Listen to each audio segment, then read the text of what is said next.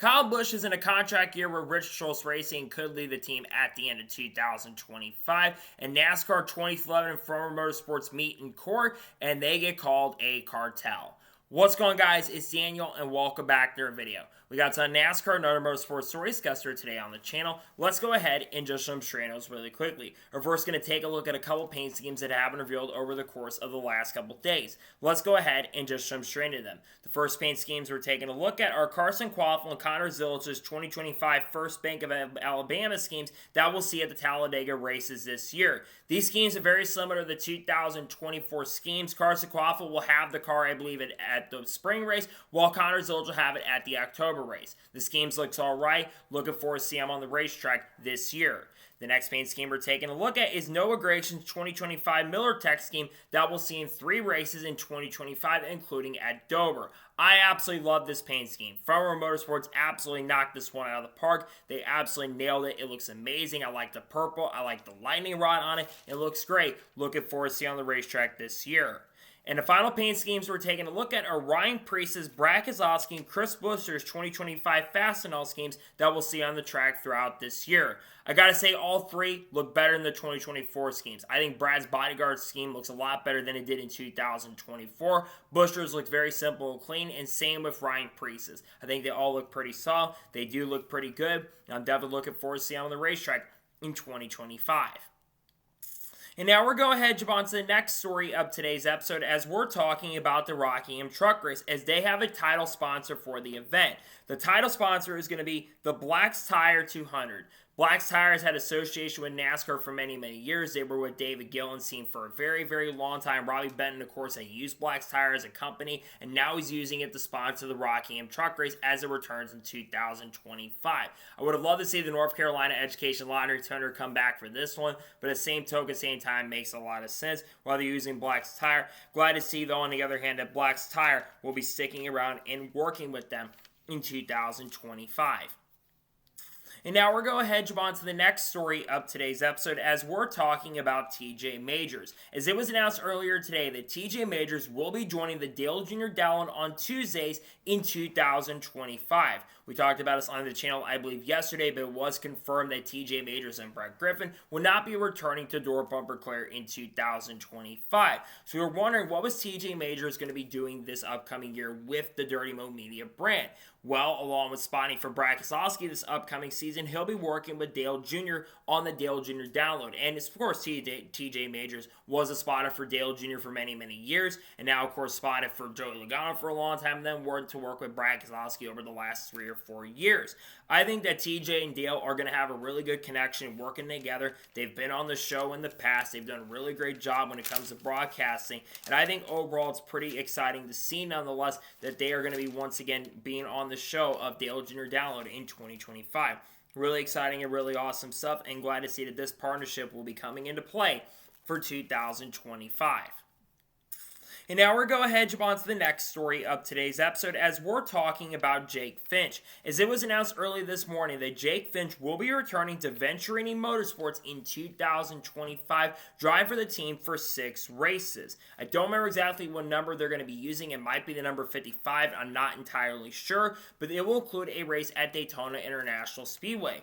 Jake Finch made select starts in ARCA in 2024 and had some really strong runs at Venturini Motorsports, including winning a dominant race at Talladega Super Speedway, and let's be real, he probably should have won that race at Daytona over Gustine as he got turned near the end of the event after completely dominating. I think Jake Finch will be the favorite going to that Daytona race, especially while, yes, Venturini has kind of fallen off a little bit of a cliff in recent years. I do think that Jake Finch is a very solid driver, and I could see him picking up a win because the truck competition this year is not as strong as it's been in past seasons. So I do think that Jake Finch is going to have some solid pace and some pretty strong speed this year in whatever races he does end up driving. I think he will be the favorite to win Daytona, though they've got a lot of competition in the events this year. I really hope they can be very, very competitive, but trust me, I think that Jake Finch will be one of the favorites, and I think he will be a serious contender to at least get a win or two in ARCA in 2025.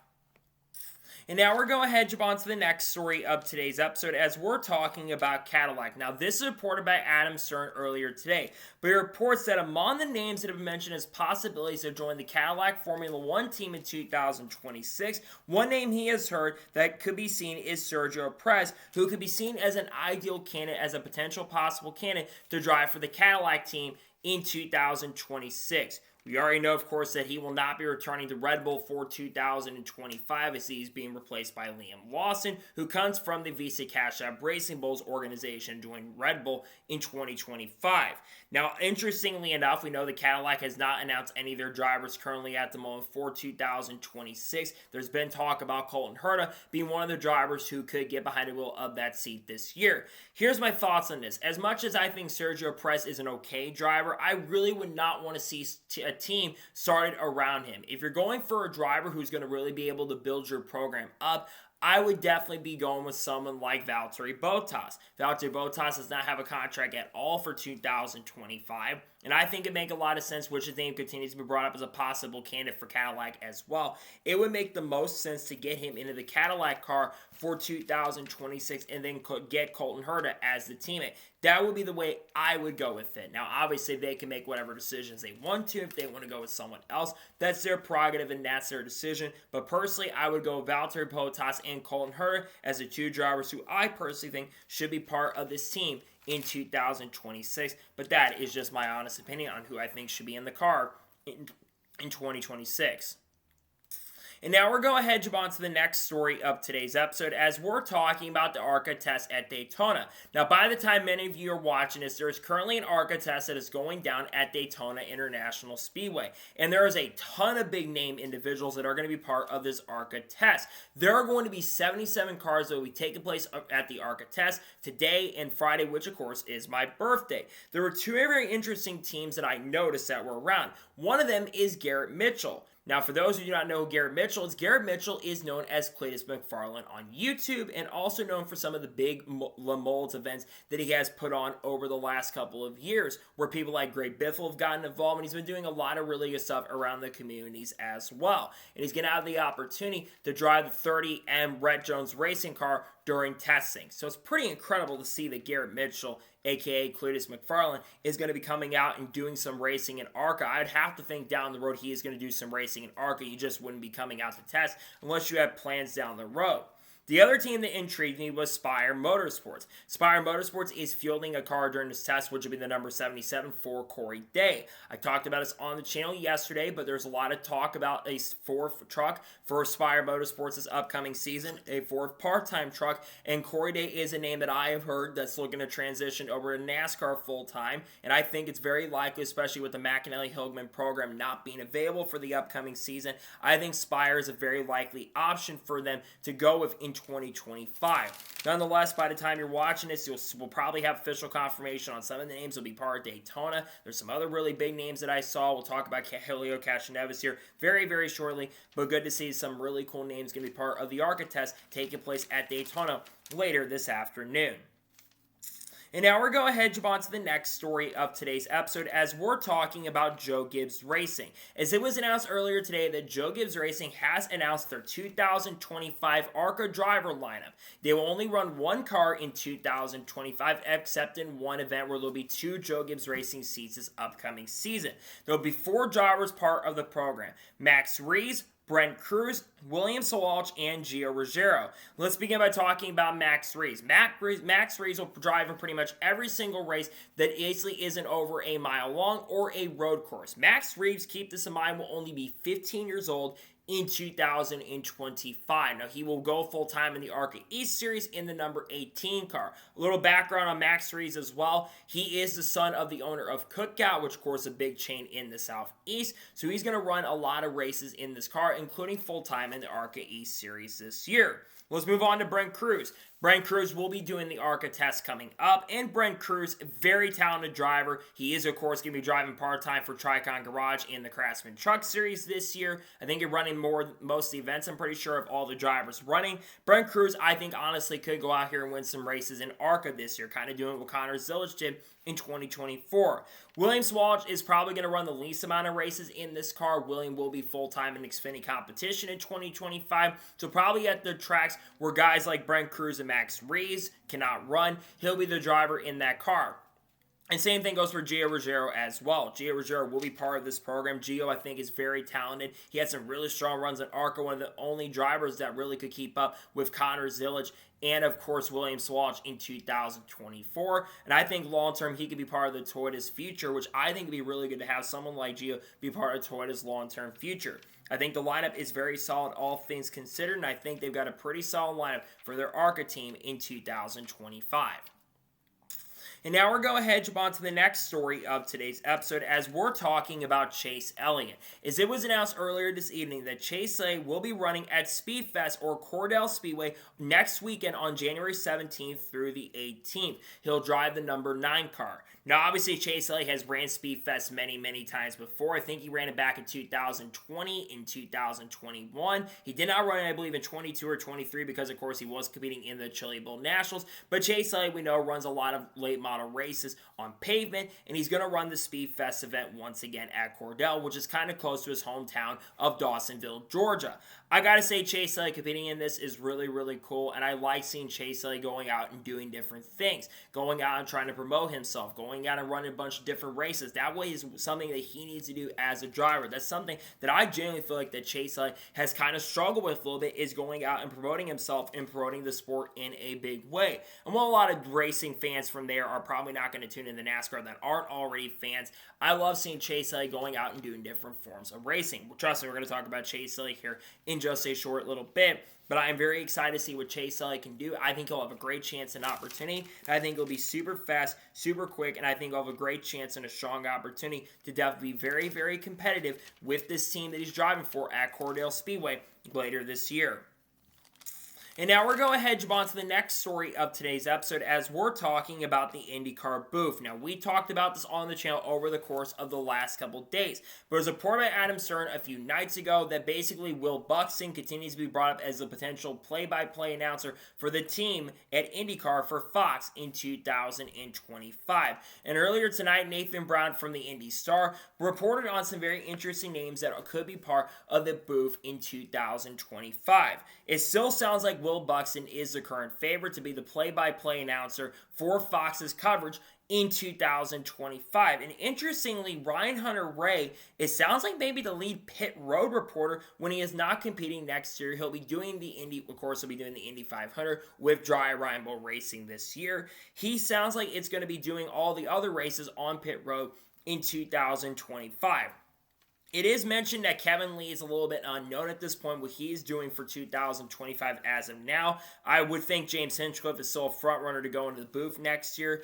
But let's get back to the Will Buxton stuff. Will Buxton going over to the booth is certainly interesting. Now, Will Buxton has done lead commentary before, but it's been over a decade. The last time he was a lead commentator for a series was, I think, the G2P series, which, of course, is Formula 2 now, all the way back in the early to mid-2010s. We are now in the mid-2020s, so I'm not exactly sure how Will Buxton is going to do as a lead commentator, but he does pay attention to IndyCar, and I do like they're trying to change things up a little bit for the IndyCar coverage this year. But at the same time, I'm just not sure if this IndyCar booth they got, if it's going to be Will Buxton in it. I'm not sure he's going to set the world on fire as a lead commentator. But I think that Will Buxton has a lot of knowledge of motorsports. He comes from the Formula 1 world and does bring a lot of knowledge to the table as a whole. So I'm very intrigued to see how he's going to do in the booth. He truly is going to the booth in 2025. I'm also intrigued to see who else they're going to get. It sounds like Jamie Little will be part of it in some sort of capacity, probably during the Indy 500, will probably be focused on the truck coverage as well.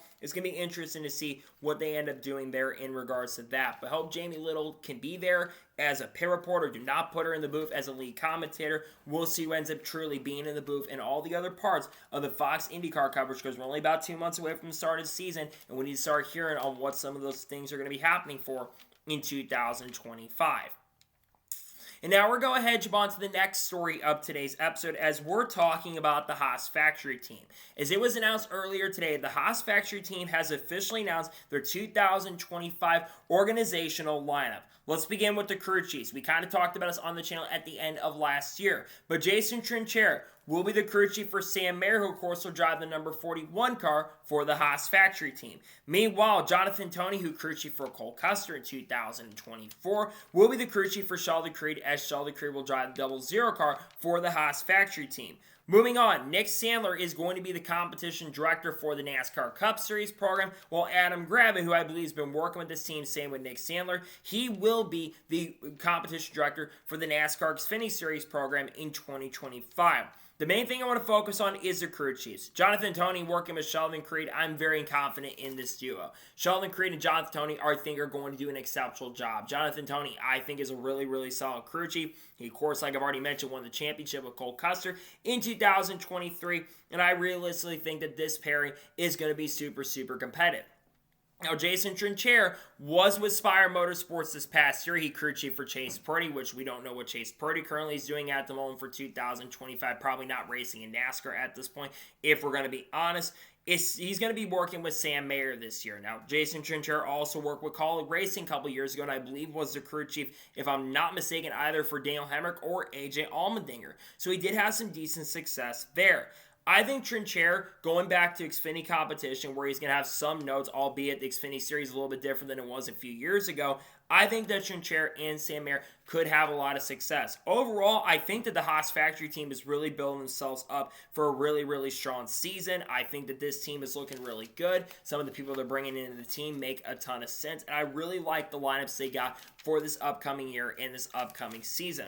I like a lot of things that are being done. And again, I think a lot of things they're doing just make sense here, right? They're making the right decisions. They're making the right moves, bringing the right people in that need to be in the spots that they need to be in. I'm glad to see that a lot of things are also finally being announced as well. It's good to see the crew chiefs and the organization side of things has been finally officially announced and confirmed for 2025.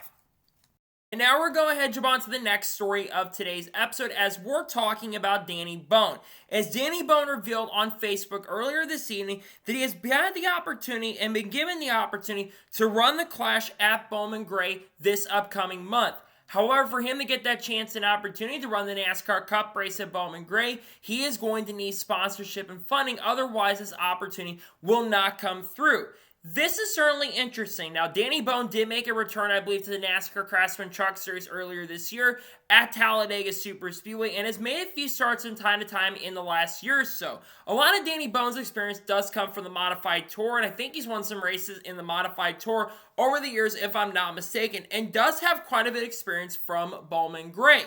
And he does have, I believe, a win or two at this track over the years. So experience from the track, that's probably why they're picking him up. Now, my question is, what team could he drive for? Because we obviously know that Ware Racing is bringing Tim Brown in to drive the number 15 car. Could it be Spire Motorsports? We have heard rumors of Spire Motorsports is going to run a fourth car in the NASCAR Cup Series in 2025. Could this be one of the races that Danny Bohn is brought in? Maybe that could be a potential possibility. What about a team like RFK fielding a fourth car? I know that RFK, I haven't heard if they're going to run a fourth car, but what if they decided to change their minds and go run a fourth car for a guy like Danny Bohn? That would certainly be interesting for sure. But I think him getting an opportunity to kind of showcase his talent on a bigger scale like the NASCAR Cup Series, I find that to be really extremely fun to look at. I think that he could be super competitive too. So I look at Tim Brown, who's going to be running the Clash at Bowman Gray, and I think he's got a really good opportunity, a strong chance to go out there and compete for maybe a win, even though I think it's going to be difficult with the equipment. But I do think that Danny Bohn is going to have a great opportunity here. He's going to have a super opportunity and good chance, and I really hope he can be very, very competitive with whichever team he goes to. Could just be to run the modifieds, but again, I'm leaning toward the fact that I do think that he is going to run the Clash at Bowman Gray, the Cookout Clash, so I hope he can do really strong, and I hope he can be very competitive and compete against guys like Kyle Larson, Kyle Busch, Bubba Wallace, and Chase Elliott, and maybe be a sleeper to make the main in 2025. At this year's Clash, Obi can be very fast and really competitive in this year's Clash at Bowman Gray Stadium. And now we're going ahead to jump on to the next story of today's episode as we're talking about Kyle Larson. Now this story that kind of has went under the radar over the course of the last couple weeks, but about a week or so ago, Kyle Larson, of course, was racing in the race for the High Limit Series at Perth for the big High Limit race that was going on down there. And after he won the High Limit race, which he won over $100,000, beating James McFadden at the end of the day, Kyle Larson was asked about the potential possibility of running a supercar event in the Supercar Series. And Kyle Larson did reveal during the press conference that he has said that he has started preliminary talks about racing in supercars during the Adelaide 500 wildcard event that is going to take place at the end of the year. Now, we talked about this on the channel a little bit near the end of the last year, but there was a lot of talk about Kyle Busch potentially competing in the supercar event, and Shane Van Gisbergen, from what we understand, was trying to contact both Kyle Busch and Kyle Larson, who are two of the best drivers in NASCAR Cup competition at the moment right now. He was trying to convince those guys to come over and race the supercar wildcard event that takes place every single year. And now we finally got confirmation on this story, and it being Kyle Larson.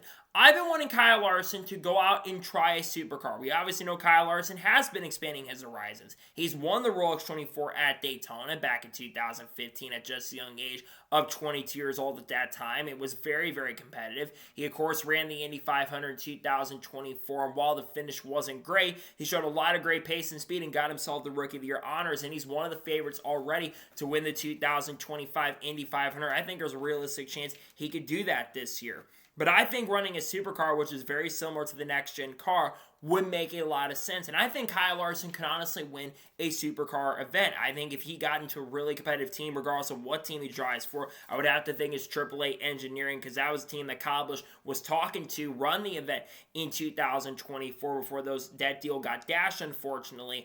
I'm thinking that it's most likely going to be that program for 2025 is the team that he would end up going with. So I'm really intrigued to see what team Larson ends up driving for if he does come over and run Australia, because I think Kyle Larson loves racing Australia, especially when it comes to racing wing cars and all that kind of stuff. I really hope Larson, I hope we see more Cup guys go down, like a Bubba Wallace down the road, or Chase Elliott down the road, or get guys out of retirement like Kurt Busch. I think that'd be cool. Or Haley Deegan maybe. That'd be really cool too. But we'll see what happens down the road, and we'll see what drivers and what team Kyle Larson ends up driving for if he does in fact go ahead and run the Supercars event in 2025, which I think will happen at the end of the year most likely.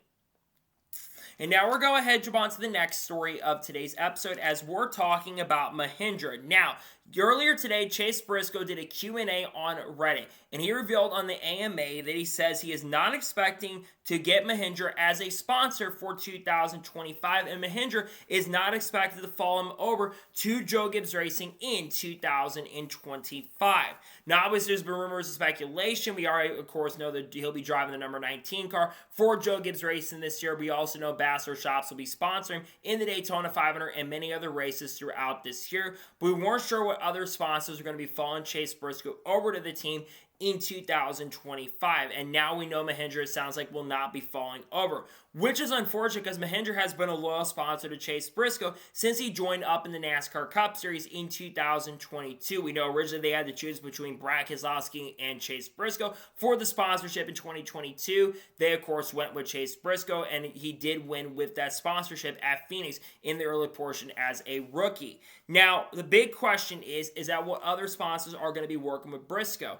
I already mentioned this, Bassler Shops, they're going to be working with them. We do know that the Campbell's group is expected to work very, very closely with Joe Gibbs Racing and the Harris Blitzer group this year. So I'm thinking it's very, very likely at this point that we're going to see like Goldfish and some of the other big companies that are associated with the Campbell's group, like Campbell's Chicken Noodle Soup, will probably be sponsoring Chase Briscoe in some sort of capacity throughout 2025. The other question is, where will Mahindra go? Because I would have to think Mahindra is going to be sticking around. Well, the NASCAR Rumor to Solid account earlier tonight put out a very interesting post, and they're hearing that it sounds like Mahindra is going to be sticking around in NASCAR and just going over to Front Row Motorsports in 2025 to sponsor Noah Gragson, who of course will drive the number 4 for Front Row Motorsports in 2025. Noah Gragson being the driver that picks up the sponsorship is very, very interesting, and not someone that I would have expected to pick up that sponsorship. I would have thought maybe we'd see them go over and maybe work with Brad Keselowski or work with someone else like in a different manufacturer. But at the same token, same time, I think they're familiar with Front Row and they're familiar with the Ford group because they wanted to sponsor Ford drivers. So it does make a lot of sense why they're choosing Noah Gragson. We, of course, know that Noah Gragson will be sponsored by Miller Tech, and Rush Truck Centers is expected to fall because a lot of those Super Haas Racing sponsors are going over to Front Row because pretty much it's kind of like a merger in a way with the sponsorship there. I don't know how many races exactly Gragson will be sponsored. I have to think they may sponsor for the Daytona 500, however, and I don't know exactly who they will end up choosing for the sponsorship throughout the remainder of the year, because there's still some other big sponsor announcements that do need to come for Noah Gragson before the end of the year and the season. Nonetheless, I'm glad to see Mahindra will be sticking around in the sport, but it's unfortunate that Mahindra will not be following Chase Briscoe over to Joe Gibbs Racing, but at least they'll be sticking around in the sport and sticking around and continuing with the driver like Noah Gragson most likely in 2025. And now we're going ahead and jump on to the next story of today's episode as we're talking about Helio Castroneves. As it was announced earlier today that Helio Castroneves will make his ARCA debut next month at Daytona International Speedway, driving a number 82 car for Pinnacle Racing Group. We obviously have been talking about Helio Castroneves quite a bit on the channel over the course of the last couple days, but it was announced earlier this week on Monday that Helio Castroneves will be attempting to qualify for the Daytona 500 in 2025, driving a number 91 car for Trackhouse Racing, which is the Project 91 entry, and Wendy's is going to be the sponsor, with Darian Grubb being the crew chief. Originally, it was reported during the press conference yesterday that they were not going to have him originally do an ARCA race to get behind the wheel and get experience. They were going to let him do a test at Talladega, which I'd have to think that test at Talladega, along with the ARCA test that's taking place at Daytona tomorrow, which he will be part of that test, I would have to think that that will qualify him enough. Basically, what is happening is very similar to what happened with Shane Van Gisbergen last year. Shane Van Gisbergen had never had an oval start, at least on a bigger oval. He did, of course, run the race at Indianapolis Raceway Park for Nice Motorsports in 2023 before going full-time Xfinity competition in 2024. But to be able to run the big super speedways, you have to run basically a big super speedway race in ARCA to get that chance and opportunity, which I still think that ARCA test at Talladega is most likely going to happen. Now, Helio Castroneves will have to rely on points to make the show. And looking at the 82 Pinnacle Racing Group car, that car does not have a lot of points going in. So Helio is going to have to qualify very, very well. And with the competition that is expected to show up at the Daytona opener, people like Catherine Legg and Brendan Butterbean Quinn, and Isabel Robusto, and other big names like Amber Balkan showing up, I think it is going to be pretty difficult for him to just get in on speed. Again, he does have some points to rely on, but I think the big story here is the fact that he is going to make his debut in ARCA. Who would have thought that a four-time Indy 500 champion would go down in ARCA and race against some really stellar and really strong competition this year? And I think that Helio could honestly, because he does have experience in the draft, but it's been over 20 years since he has done anything in the draft, really. Even though he does stuff like Indy 500, he hasn't raced a stock car in over 20 years, and he was a lot younger. The last time he raced is back in 2003 or 2004 in IROC. Again, if he makes the main event for the race, I think he's got a good chance and opportunity to go out there and compete, because Pinnacle does have some really fast and really strong equipment. So I'm excited to see what Helio Castroneves can do, because I do realistically think Helio getting this experience, getting behind the wheel of an ARCA car is really the best thing for him, and getting experience and racing and being in the draft and being with the many, many cars, though a lot of drivers race like idiots sometimes in this series. I think that is something that is very, very important for him, is to get that experience and get prepared, especially if he does somehow in some way, shape, or form qualify his way into the Daytona 500. But I think that ARCA race also probably should take place a week earlier than they're kind of scheduling it, because the last couple years, for whatever reason, they've scheduled the ARCA race during the week of Speed Weeks. I feel like the ARCA race should take place a week before, so people can get a week of experience. But at the same time, they wanted to condense the weekend. But I think that the ARCA race is very stacked this year, and seeing Helio Castroneves get the chance and opportunity to race in the ARCA event, I think will be pretty fast, and I think he will be pretty competitive, definitely, when he runs the ARCA event later this year. And now we're going ahead and jump on to the next story of today's episode, as we're talking about Amazon Prime. Now, We talked about this on the story on the channel earlier today. But it was announced earlier this afternoon that Amazon Prime will sponsor Chase Elliott and Hendrick Motorsports for 3 races, not only in 2025, but they'll sponsor him in 2026 and 2027 also. They will also be an associate sponsor for most of the Hendrick cars, including Chase Elliott's, for the next 3 years. They will sponsor Chase Elliott this year at Talladega Superspeedway, Kansas Speedway, and North Wilkesboro, the 3 races which lead up, of course, to the Coca-Cola 600 to try to get attention on it. First of all, the paint scheme they've got is absolutely incredible. I love the blue. I like the white. I love the Amazon Prime logo on the front of the car. I think it looks very simplistic, but I think it looks absolutely creative. But this is a major, major story because of the fact you have one of the biggest companies out there, that being Amazon Prime, sponsoring a NASCAR Cup Series car and sponsoring the most popular driver in Chase Elliott. I think that is a huge, huge story and something that definitely needs to be talked about for sure. And I think it is cool to see that Amazon is getting involved with Hendrick Motorsports, the most popular team in NASCAR, in a really, really big way because people are going to see that car out there on the racetrack, especially Chase Elliott fans that may not have Amazon Prime, and they're going to see that and they're going to say, hey, I see Chase Elliott with this Amazon Prime car. I could definitely buy that for a cheaper price. And you think about it, right? Amazon Prime, well, it isn't the most cheapest thing in the world. You can get Amazon Prime for $14.99 a month, and you get a lot of really good shows. You save a lot of money compared to subscribing for cable and all that stuff, especially YouTube TV, which is costing $83 to $84 a month at this point. You're saving yourself a lot more money by getting Amazon, especially for 5 races. And then you can cancel a subscription at any time, even though if you're going to want to watch the first half of the season, you're going to need that for qualifying, so you probably need it at least for the first 3 to 4 months of the season.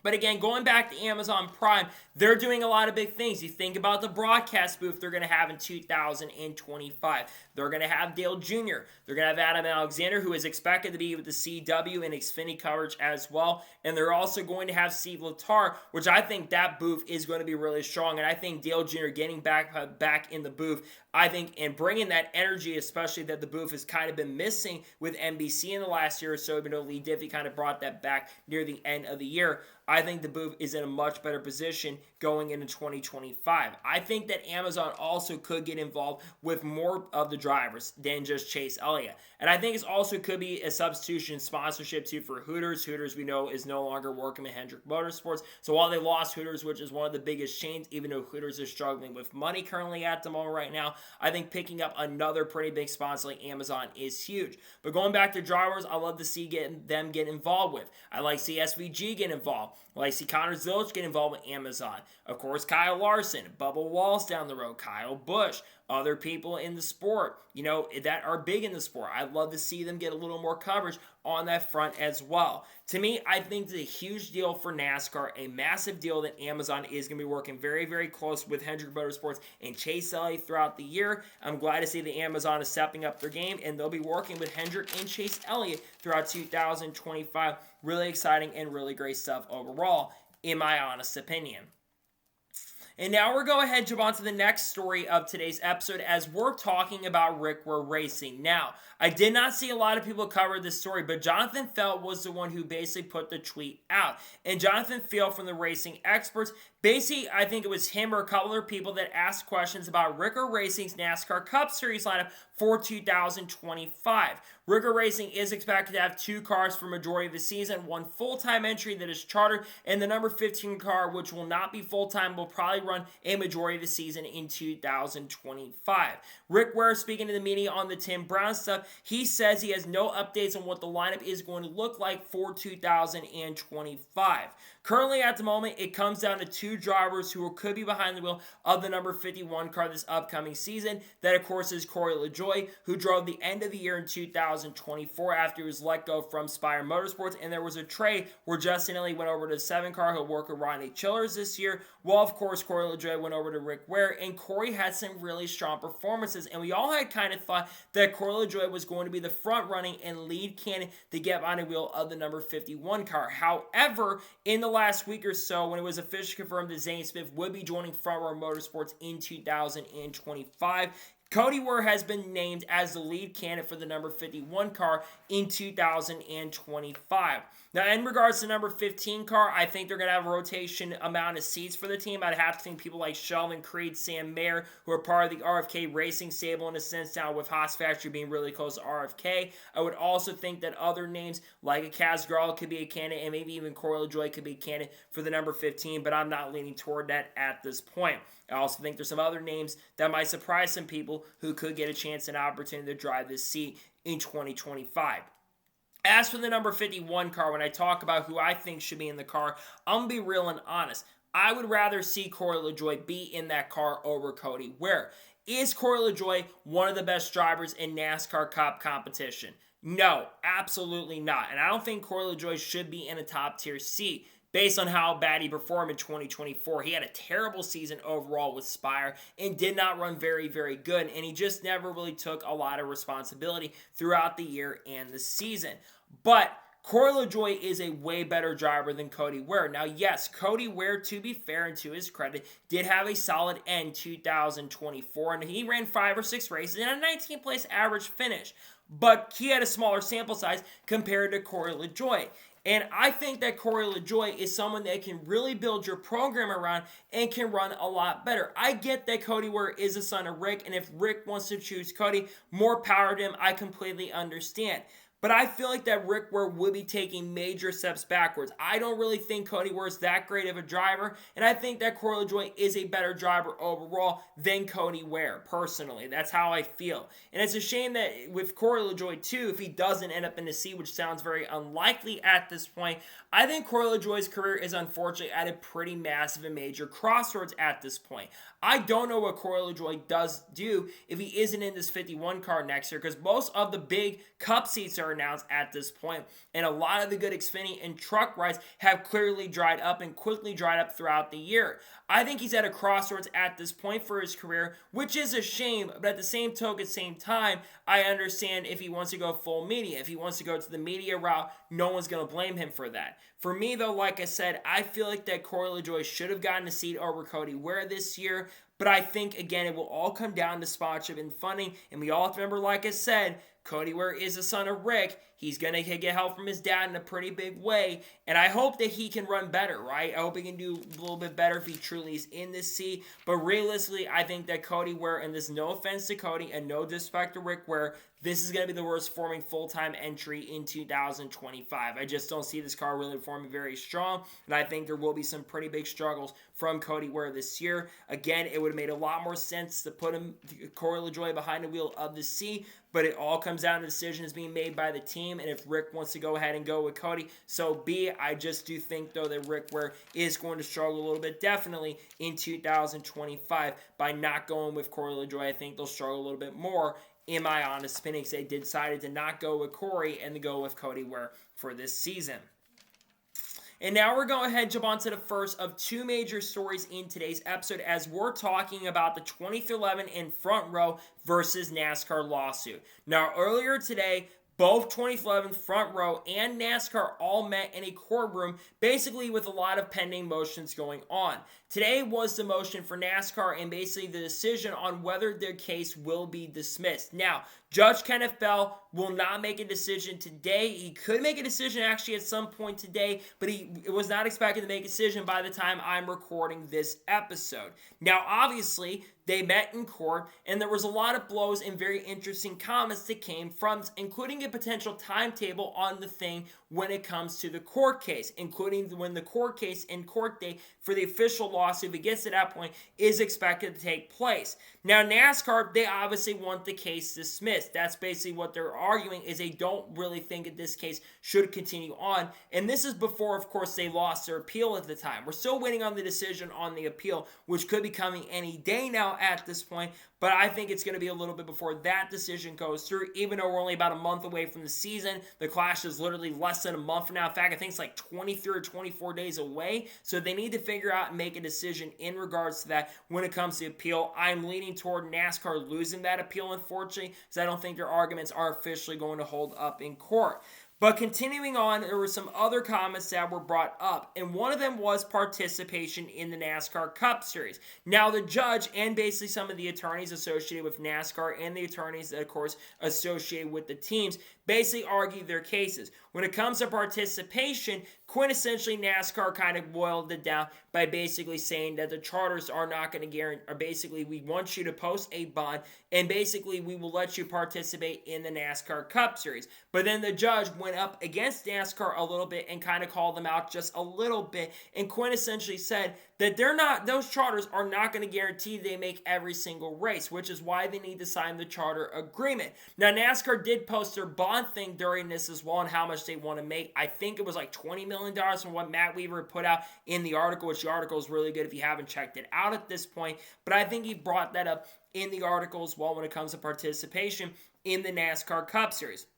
Now, when it comes to investments, you have two sides of the case of the argument with investing. You, of course, have 2011 Front Row, who says they're already investing in a lot of things and they're having to pay for things and they're already suffering irreparable harm because they're having to spend a ton of money on the next-gen car that NASCAR and the IP clearly owns and the teams have no control over. And they also brought up the fact that NASCAR owns a majority of the tracks in this country and the teams can't go and race there. And then Jeffrey Kessler, who of course is the main lawyer for the teams, basically compared to apples to oranges, and you can't really compare it to apples to oranges. It's basically like telling him you can't go and race in Formula 1, and of course you can't tell him to go race in IndyCar because you can't race the next-gen car there. They're two different forms of racing, which is absolutely true. Now, the big comment that's gotten a lot of people talking about from tonight is the fact that NASCAR says that the charter system never had to exist in the first place, and basically not only called 2311 and Front Row Motorsports this, but he quintessentially called everybody involved, including the RTA, a cartel, which is the first time we've heard those kind of words uttered out by the sanctioning body, maybe ever. And honestly, calling the teams and everyone involved, like the RTA, a cartel, is very, very, very kind of false in my opinion. I don't agree with that personally. Calling people a cartel when they're trying to make the sport at least in a much better position, because we all know that the sport is not in the most financial state at the moment right now. And I think the fact that you quintessentially call the teams and the RTA a cartel, not the best choice of words for NASCAR in my opinion here. It's not the best look for them, and it really hurts their argument overall.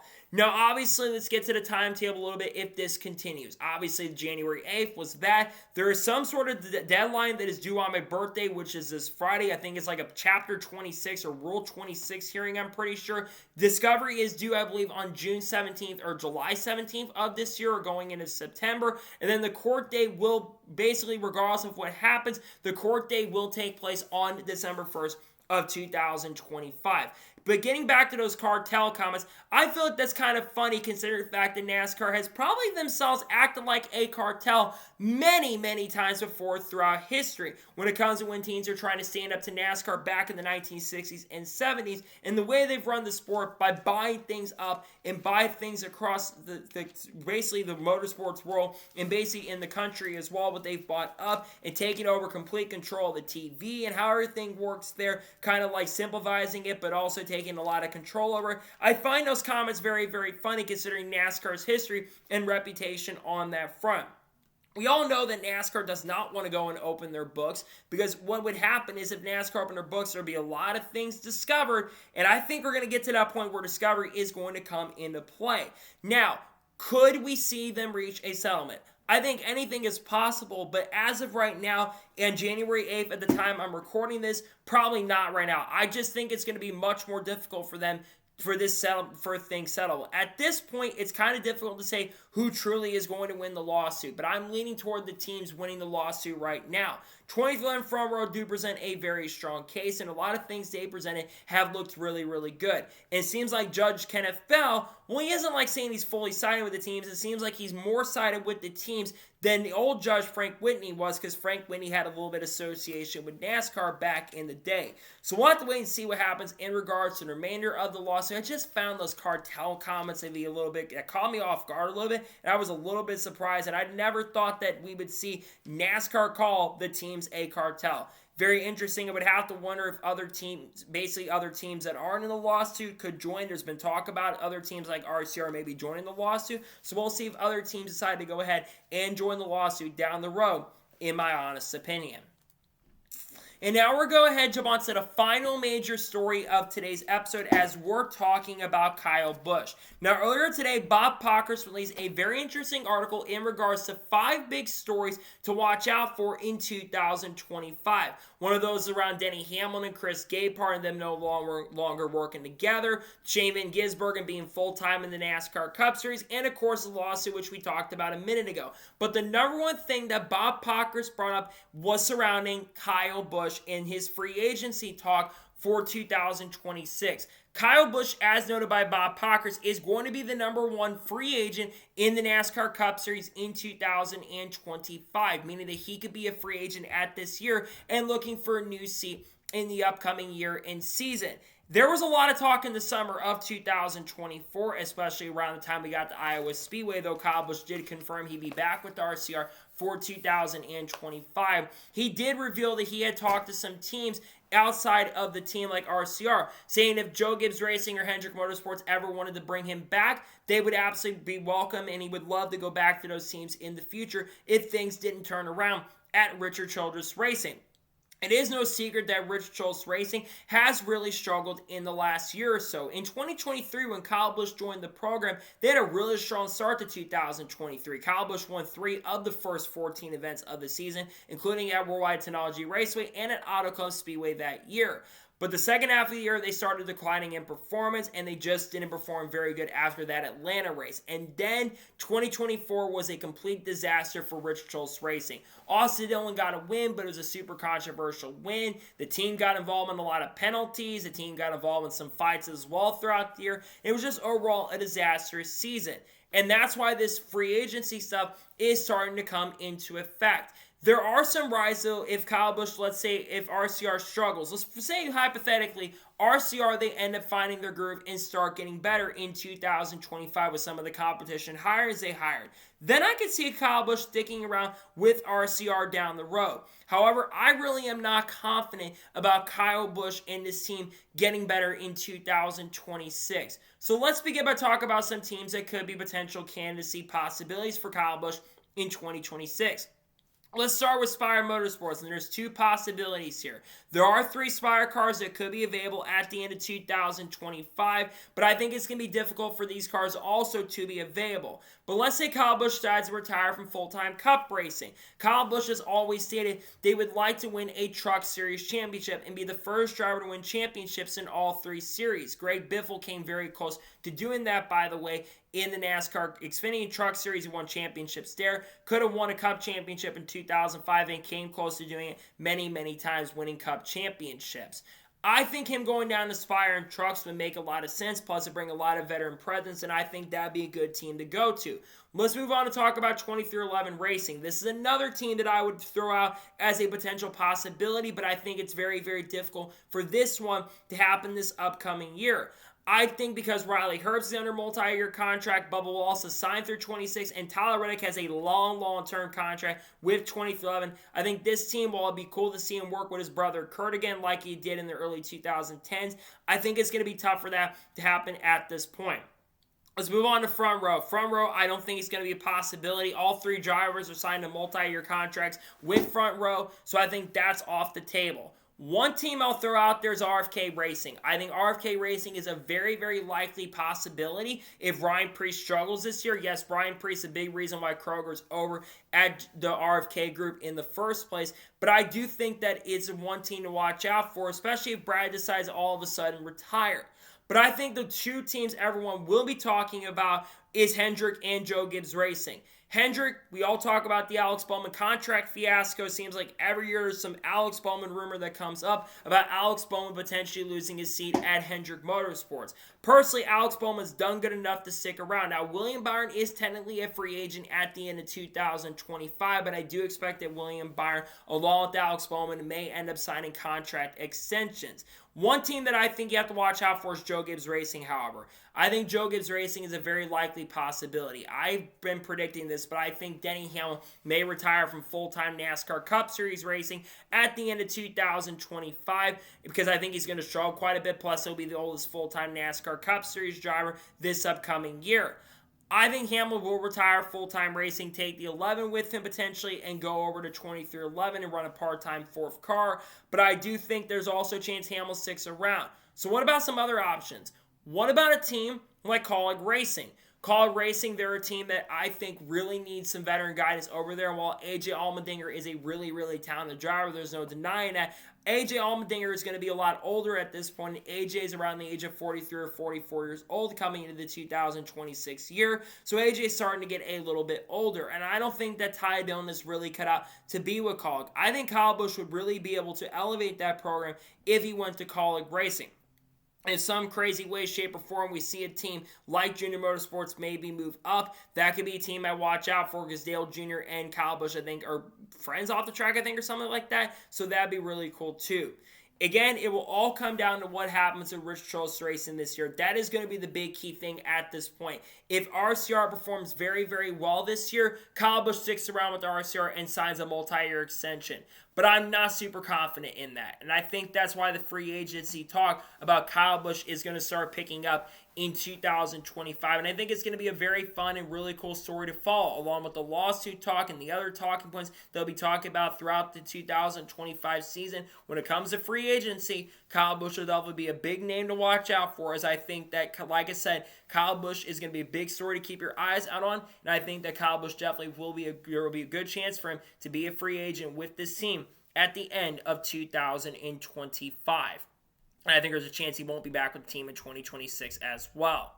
So that is going to be today's NASCAR news and motorsports news episode. I want to thank you guys for watching. Please subscribe to the channel, notifications on, so if I win a video, it does go live on my channel. Follow me Twitter, Facebook, and Instagram, and support me on Patreon as well. Link description below that, and comment below your thoughts below on today's episode. You think Kyle Busch sticks around with the RCR in 2026 or not? Let me know your thoughts in the comments below. And what are your thoughts about NASCAR calling the teams in the RTA a cartel? Let me know your thoughts in the comments below. If any major news breaks throughout the rest of the day, we'll discuss here live on the channel. If not, the next time you'll see me will be a video on Friday doing the Front Row Motorsports team preview. It's also going to be my birthday tomorrow as well. So if you want to wish me happy early birthday tomorrow, you could definitely do that for sure. And I've got some other content dropping this week. We'll have videos on people like Haley Deegan, Bubba Walsh, Shane Van Gisbergen, Kyle Larson, Kyle Busch, Connor Zillich, Carson Qualford, Sam Mayer, Junior Motorsports lawsuits, Chandler Smith, Eric Almirola, Joe Gibbs Racing, all that stuff around the lineup for that team as well. So anyways, like I said, I want to thank you guys for watching today's episode, and I'll see you guys next time for more awesome NASCAR content and other motorsports content on the channel like this. Take care, everybody.